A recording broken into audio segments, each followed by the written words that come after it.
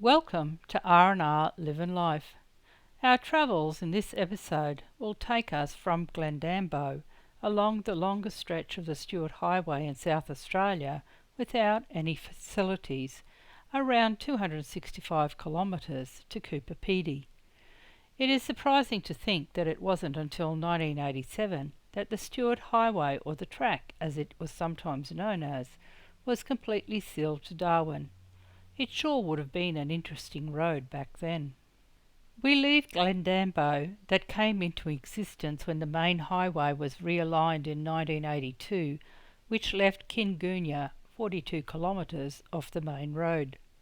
Some people have said that the Stuart Highway is a bit boring, but this raw and unadorned landscape was stunning, not only for the scenic value but also the landscape of the area. I have found the arid zone to be fascinating and wonder about the huge sheep and cattle stations along the way. Knowing that the majority of Australia was once an inland sea, I looked out at the red deserts, rock formations and open spaces, hills, plateaus, flat open downs and salt lakes that were once underwater, and marvelled at its formation. The arid region of South Australia has some of the oldest complex tectonic history that includes the formation of continents as the crust stabilised, with early tectonic activity creating the first stable land masses, the earliest forms of life, and the development of a stable atmosphere and oceans. Formed more than 3 billion years ago with the movements of silica minerals and magma, as well as sedimentation, until 1.5 billion years ago, creating an abundance of metasedimentary rock. You know you are isolated when you pass an emergency airstrip on the highway, where a stretch of the highway is converted into emergency landing zones. These road strips enable emergency aircraft to land in remote locations for medical evacuations and are used for training exercises to ensure emergency services can coordinate effectively. Near Glendambo was the Traeger Emergency Road Strip, a designated 1,200 metre landing strip incorporated into the Stuart Highway. The Royal Flying Doctor Service here in South Australia and the Northern Territory assists more than 47,000 patients every year. The service began in 1939, operating from bases in Adelaide, Alice Springs, Darwin and Port Augusta, as well as 3 remote primary healthcare facilities in Andamuka, Marla and Mararee, delivering emergency, aeromedical and community healthcare services throughout the state and territory, in many forms including an aeromedical evacuation, a GP and community health nurse clinic, a telehealth call service, a mental health or oral health clinic, or a child's immunisation clinic. This not-for-profit organisation receives support from governments, but relies heavily on fundraising and donations to keep it operating. The Royal Flying Doctor Service also operates in other states as well. Due to its extent and age, the area is also a source of many precious metals and gems. When you look at the geology of the area, there is a host of diverse rangeland ecosystems, a wide range of rocks and sedimentary basins, which have been influenced by various geological processes over the millions of years that include salt tectonics and land buckling, with the area known for its flat to gently undulating landscapes formed on a sheet of calcite or calcium carbonate, rich crust that forms on the surface of soils and rocks.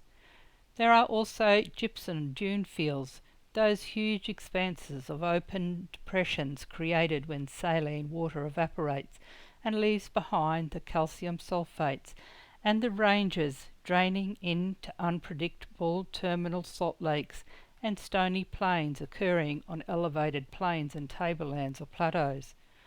Though the area appears a vast, stark and desert-like country, the colours were dramatic and vibrant, often unexplainable. European settlers and their descendants have not only survived in harsh conditions, but many, though not all, have thrived, and pastoral stations and towns servicing agricultural communities have long been established in the outback. The search for underground water in this remote arid region has also contributed to the growth of mineral wealth in South Australia.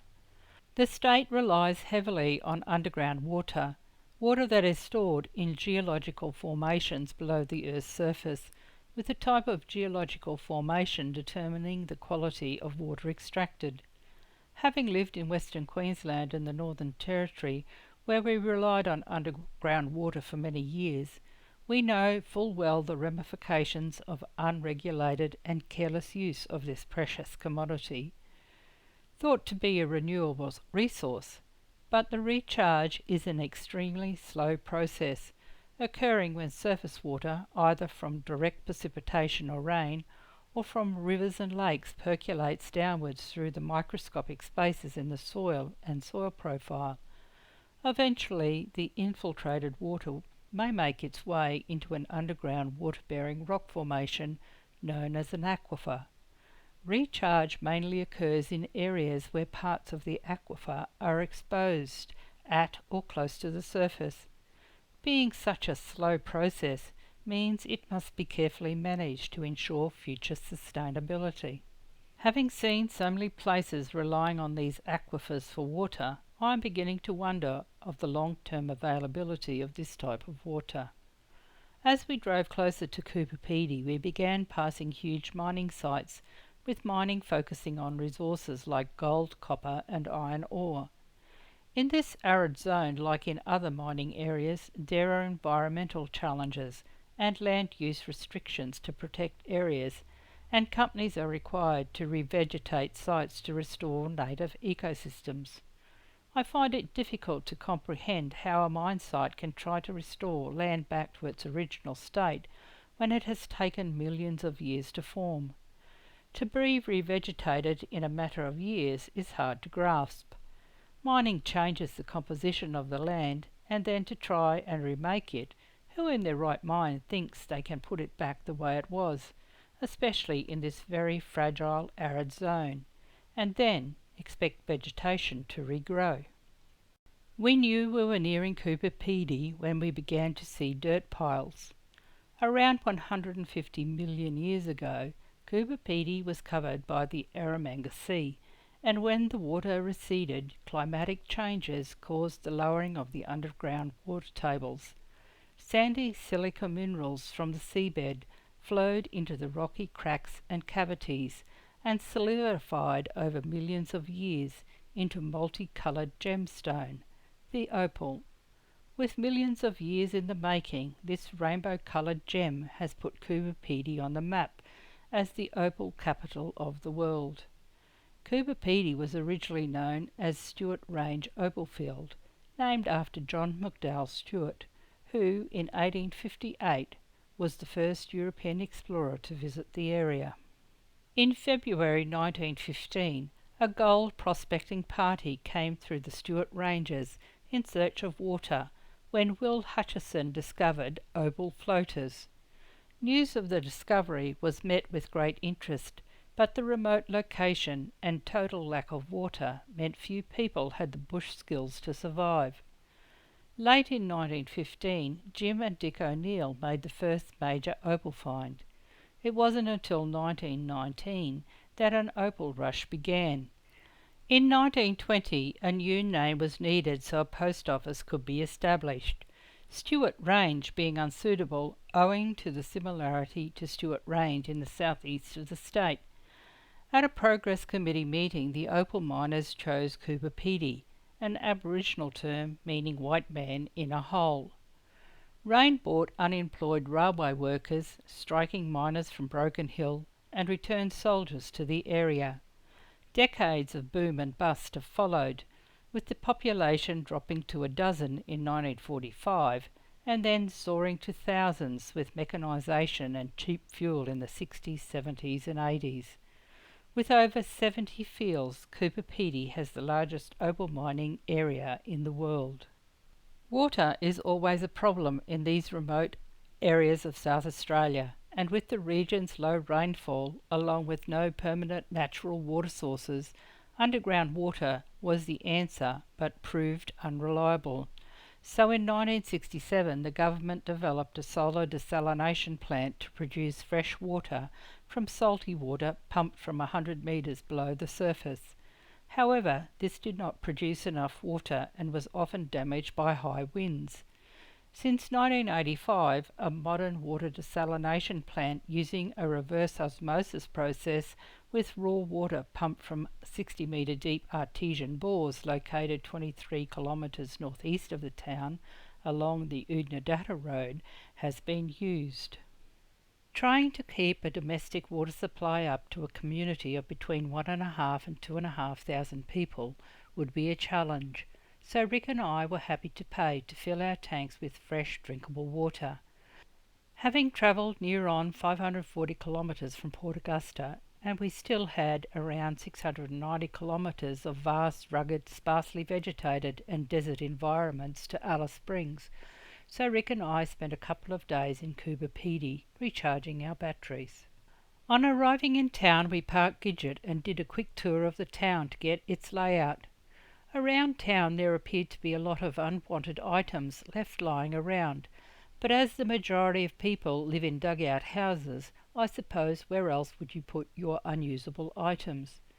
It is believed that the soldiers who returned from the trenches of France during the First World War introduced the idea of living underground in homes commonly known as dugouts, with the miners quickly discovering the advantages of living underground to escape the heat of the summer and winter's cold desert nights. No matter how harsh the climate, the underground rooms maintain a comfortable, even temperature ranging from 19 to 25 degrees Celsius day and night throughout the year. Most dugout homes are excavated into hillsides rather than dug from shafts. The soil in the Coober Pedy hillside is stable enough to allow huge ceiling spans in rooms, and it is not unusual for a mining family to buy an adjoining property and tunnel to link two dwellings, or even 3 or 4. Some mansion-style homes spread up to 450 square metres underground. The following day, Rick and I went to Amuna Opal Mine, an original old mine on Coober Pedy's main street that has been converted into the town's largest single underground tourist attraction. To begin with, we wandered the museum and then went on a guided tour. What an amazing experience! The museum was full of history of the area, the people, fossils and opals. We watched a 20-minute documentary on the story of opals, explored the unique opalized fossils and geological specimens found in the region, and discovered the authentic mining history from the 1920s with original equipment and techniques. On our tour, we explored authentic tunnels where opals were actually mined decades ago, walked through our reconstructed dugout home showcasing the underground lifestyle, complete with kitchen, lounge and bedrooms, and had the lights turned off in one of the rooms to show just how dark it can be. It was an amazing experience, made all the more interesting by our very informative and friendly tour guide. We even got to see a genuine seam of opal. If you are in Coober Pedy and have time to spare, Rick and I would highly recommend visiting the museum and taking a tour. It was such a worthwhile experience. Coober Pedy is special because of the sheer quantity and quality of opals found here. The combination of the ancient Eromanga Sea's mineral-rich sediments, millions of years of favourable geological conditions, and the region's unique climate created the perfect recipe for opal formation on an extraordinary scale. To think that these colourful gems take between 5 to 30 million years to be formed. Not only has Coober Pedy produced gemstones, but it has also produced opalized dinosaur bones, including parts of a plesiosaurus, a marine reptile that lived in the ancient sea. While exploring the town, we checked out the drive-in, visited the South Australian Wind Energy Demonstration Project, Stewart's Monument and the old police lockup, in operation for about a year in 1921, and is said to be Coober Pedy's first above-ground building, while behind the lock-up is an excellent example of a typical early hand-dug miner's dugout. Rick and I did take some time to go noodling, and I was happy to find some slithers of opal. Visiting Coober Pedy was an experience. Buildings interspersed between mullock heaps, often strange disused equipment scattered throughout the town. It really was an unusual and unique place to visit. The area surrounding the town is often described as being moon-like, with its landscape dotted with shafts and mullock heaps. It really was an unusual scene. We drove out towards the breakaways that highlight the open spaces and colourful environment of this arid region, leaving us with an impression of the long-gone inland sea that those early explorers dreamt of. We were interested in seeing the dog fence, a 2-metre high wire barrier that stretches for over 5,300 kilometres across 3 states to protect the sheep country to the south from native dogs. The desert-like moonscape along the fence, with its fossilised shells, grey soft clay dirt and cracks that appear bottomless, has been nicknamed the Moon Plain. On the way back and out, we saw hundreds of emus scattered across the landscape as far as our eyes could see. There were hundreds of them, all feeding on the natural grasses. Emus are omnivores with a varied diet that includes leaves, grasses, fruits, seeds, insects, and occasionally small animals. Their diet changes seasonally based on what is available. For example, they eat more flowers and seeds in spring and summer, and more herbs and grasses in winter and after summer rains, respectively. They also consume small stones to help them grind tough plant material in their gizzards. It was an amazing sight to see so many emus grazing across the landscape. It was remarkable to see so many, as they seldom inhabit arid regions. There must have been enough permanent water sources for them to use in this area. We had seen flocks of them, but not in these numbers. These highly nomadic flightless birds are the second largest bird in the world after ostriches, and belong to the oldest form of birds that include cassowaries, ostriches and rheas. Rick and I will leave you here as we make ready for the next leg of our travels, as we make our way further north, free camping along the way. I hope you have enjoyed this episode. Give us a thumbs up if you have. If you are still watching, we would love to hear your comments. Stay safe and enjoy life. Cheers for now. Rick and Rosemary. R&R Living Life.